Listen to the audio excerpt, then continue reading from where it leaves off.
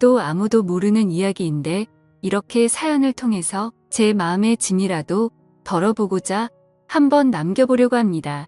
저에게는 친형같이 가깝게 지내던 친척형이 한 명 있습니다. 나이차가 얼마 나지 않지만 저보다 더 어른스러운 성격 때문인지 친척형을 옛날부터 잘 따르고 했었어요. 친척형이 결혼을 하게 된다는 소식을 전해왔고 명절날 결혼할 여자를 소개시켜준다고 당시 여자친구였던 형수님을 집에 데려온 적이 있어요. 형수님을 처음 본 그날에 저는 정말 그 자리에서 거품 물고 기절할 뻔했습니다. 왜냐하면 형수님은 당시에 가족들하고 떨어져 혼자 자취 생활을 하고 있던 저와 깊은 사이였던 여자였기 때문입니다. 결혼할 애인이 있다는 건 알았지만 그게 다른 사람도 아니고 바로 저의 친척형이라고는 정말 꿈에도 생각해 본 적 없었거든요. 형수님도 저를 보고 많이 당황했습니다. 눈동자가 떨리면서 제 시선을 피하려고 노력하더라고요. 온 가족이 모여있던 그날 형수님은 제 쪽으로는 고개 한번 돌리지 못하고 있었습니다. 혹시나 제가 아는 척이라도 할까봐 좌불안석 당황하고 있다는 게 제가 눈치를 챌 정도로 티가 났으니까요. 아무튼 친척형은 그날 저녁에 이제 여자친구도 집에 가봐야 하지 않겠냐며 형수님을 데리고 일찍 집에서 출발했습니다. 그리고 그날 저녁 잠들기 직전에 형수님에게서 문자 메시지가 한 통 왔어요. 제발 우리 관계를 비밀로 해달라고요. 저도 친척형의 행복을 바라는 사람이고 괜히 가족들 사이에서 시끄럽게 일 만들기 싫다고 그렇게 하겠다고 약속을 했습니다. 형수님하고 제가 만나게 된 건 제가 자취생활을 하면서 대학교 졸업을 준비하던 당시였습니다. 원래는 타지에서 고생하는데 집이라도 좀 괜찮은 곳에서 사는 게 좋지 않겠냐고 해서 부모님이 조금 지원을 해주셔서 투룸 빌라를 월세로 빌려서 살고 있었는데 졸업반이 되니까 공부한다고 어디 놀러 다니기도 뭐하더라고요. 일단 졸업부터 하고 나서 신나게 놀 생각이었는데 대학교를 졸업해버리면 부모님 지원도 끊어질 것 같아서 부모님 몰래 살던 투룸 빌라를 떠나 작은 원룸촌으로 이사를 했습니다.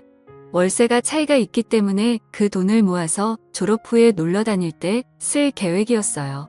그 원룸촌이 학교 근처에 있는 게 아니라 지하철역 근처에 있던 곳이었는데 그러다 보니 대학생뿐만 아니라 혼자서 자취하는 직장인들도 많이 사는 그런 곳이었습니다. 아무튼 그쪽으로 이사해서 지내고 있었는데 학교에서 졸업과제 준비한다고 늦게까지 남아있다가 새벽이 다 되어가는 시간쯤에 귀가를 한 적이 있었는데 제 방으로 올라오는 계단 구석에서 만취해서 정신 못 차리고 있는 여자가 한 명 있었어요. 계단이 층에서 층으로 올라갈 때 한번 꺾이는 부분이 있잖아요. 거기 구석에 쪼그려 앉아 있어서 저는 거기에 사람이 있을 거라고는 상상도 못했고 그 여자를 발견했을 때 머리로 얼굴을 가리고 앉아 있어서 비명을 지를 만큼 깜짝 놀랐습니다. 보통 그런 데서 사람이 있을 거라고 생각하고 계단을 올라가는 사람은 없을 것 아니에요? 술에 뻗어 있는 여자라는 걸 확인하고 놀란 가슴을 진정시킨 뒤에 그냥 지나쳐갈까도 했는데 당시에 워낙 뒤숭숭한 뉴스도 많이 나오고 해서 그냥 두고 갈 수가 없더라고요. 무슨 정의감 때문에 그랬는지는 모르겠는데 작은 센서등 하나로 계단을 비추는 작은 불빛이었지만 그 불빛이 그녀의 아름다움을 보여주기에는 충분했습니다. 뇌리에 강하게 기억될 만큼 아름다운 그녀의 외모 때문에 저도 모르게 그녀를 흔들어 깨워보려고 했습니다. 술을 얼마나 마신 건지 아무리 흔들어 깨워도 일어나지 않길래 포기하고 두고 갈까도 했는데 눈을 감고 있는 모습이 잠자는 숲속의 공주가 이런 느낌이지 않을까 하는 생각이 들 정도로 예뻐서 자리를 떠날 수가 없었습니다. 다행히 얼마 안 있어서 그녀가 깨어났어요. 정신이 드냐고 물어봤는데 술 기운이 아직도 한가득인 건지 눈을 반쯤 개슴츠레 뜨고 있는 모습이 정신을 차린 것 같지는 않았습니다. 그러더니 갑자기 화장실에 가고 싶다고 하는 거예요. 그녀에게 몇 호에 사느냐고 물어봤는데 알려주지를 않아서 계단에다가 실수를 하게 만드는 것보다는 낫겠지 싶어서 그녀를 부축해서 제 방으로 들어갔습니다. 한참이 지났는데도 물 내리는 소리도 들리지 않고 화장실 문 너머 안쪽은 쥐죽은 듯이 조용하더라고요. 무슨 일이 있나 걱정이 되어서 조심조심 문을 열어서 안쪽을 살펴봤는데 다행히 별일은 아니었고 화장실을 가고 싶다던 그녀는 그냥 화장실에서 다시 잠에 들어 있었습니다.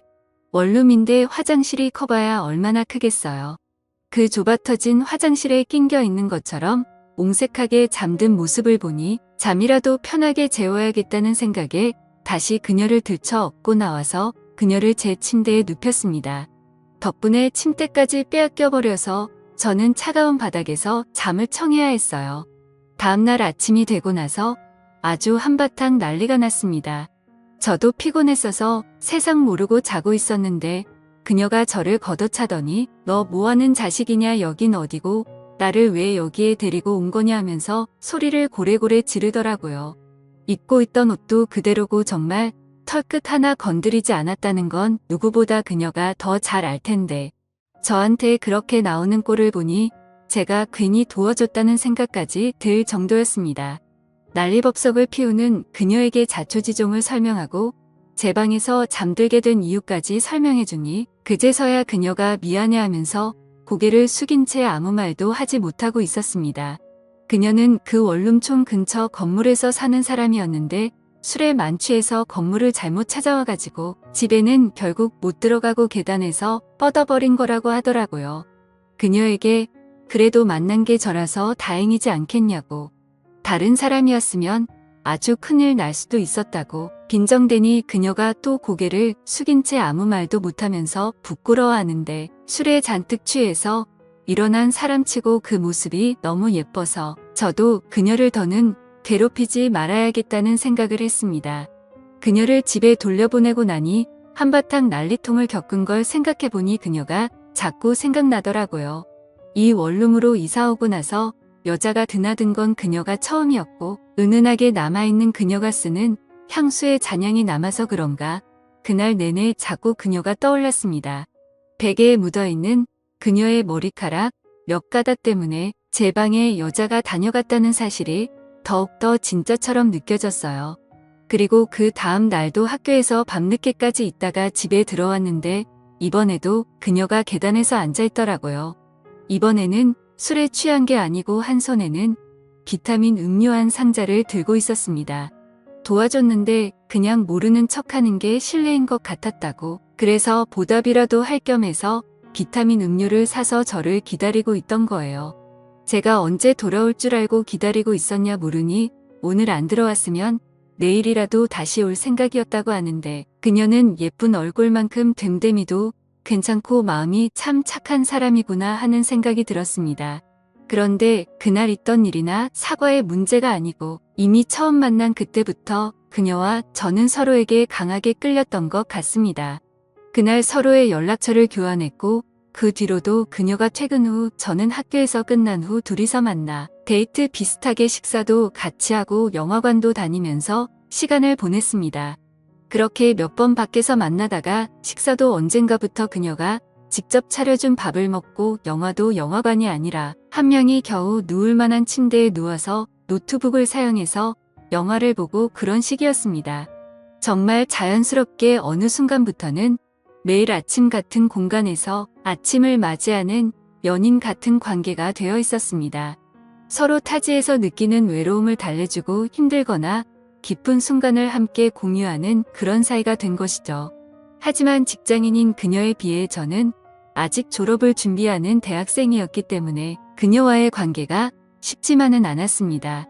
일단 금전적인 부분에서도 전부 그녀가 부담을 해야 했고 저도 졸업을 앞두고 있던 시점이었기 때문에 아르바이트를 할 만한 여유가 없었기 때문에 날이 갈수록 그녀의 부담은 더해져 갔습니다. 심지어 제가 졸업 후에도 계속 자취를 하고 있었는데 제 전공 과목으로는 취직이 당시에 엄청 어려운 상황이었어서 제가 졸업한 이후에도 그녀에게 금전적인 부담은 계속되게 되었습니다. 그녀도 사실 타지에서 올라와서 돈 아끼며 모을 생각으로 이 좁아터진 원룸 생활을 하고 있던 것이었기 때문에 그녀에게도 저와의 관계가 쉽지만은 않았을 겁니다.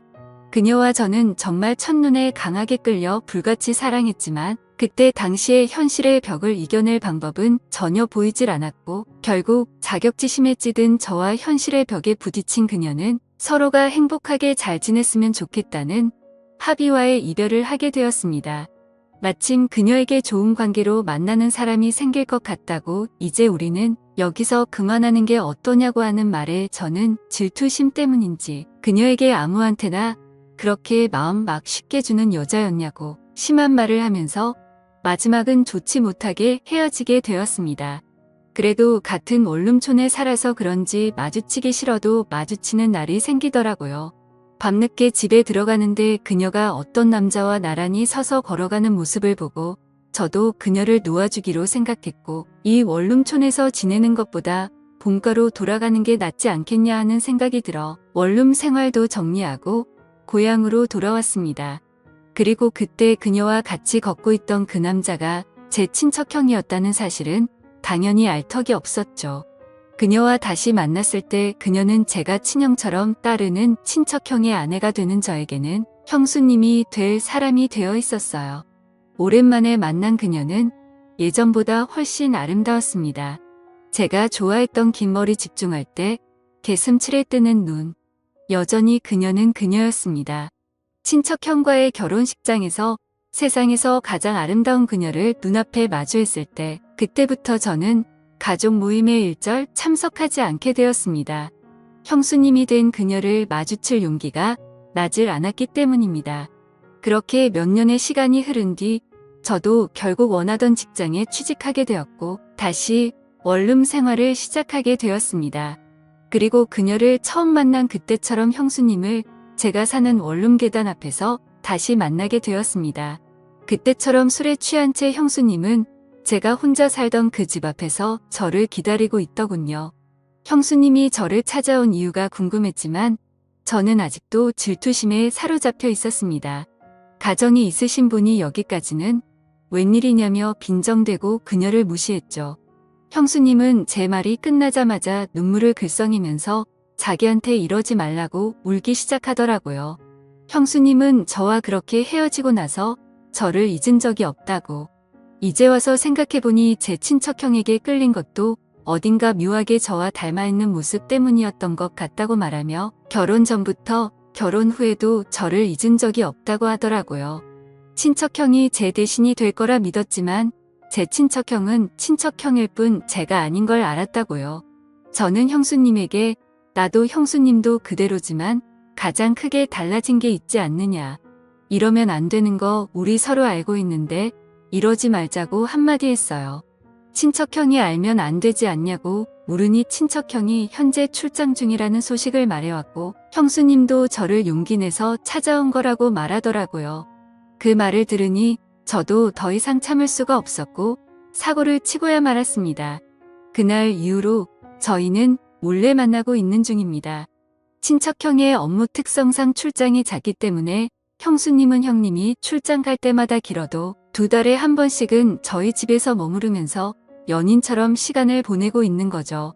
언제까지 이런 만남을 이어갈 수 있을 거라는 생각은 들지 않아요. 어디에도 말할 수 없는 사이란 것도 알고 있고요. 하지만 시간이 허락하는 한 상황이 허락하는 한 오랫동안 저를 마음에 품어온 그녀와 그녀를 오랫동안 마음속에 품어온 제가 서로의 마음을 확인하는 이 관계를 유지할 생각입니다. 언제가 될지는 모르지만 나중에는 가족들에게도 이 사실을 알려야 할 시간이 올 수도 있지 않을까 걱정도 되네요. 지금까지 제 사연을 읽어주셔서 감사합니다.